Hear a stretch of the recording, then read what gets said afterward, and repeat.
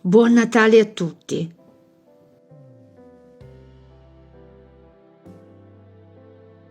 Pensiero del giorno, giovedì 26 dicembre. Cercare l'unità nella diversità.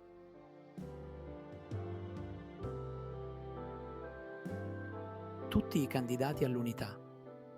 La fratellanza universale ci libera da ogni schiavitù, perché siamo schiavi delle divisioni tra ricchi e poveri, tra razze, tra nazionalità.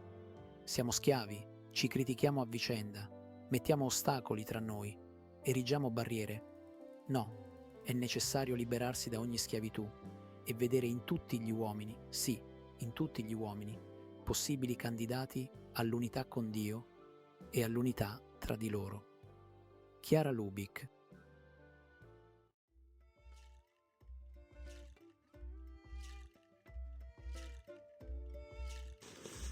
Parola di vita. Dicembre 2024. Nulla è impossibile a Dio. Dal Vangelo di Luca, capitolo 1, versetto 37.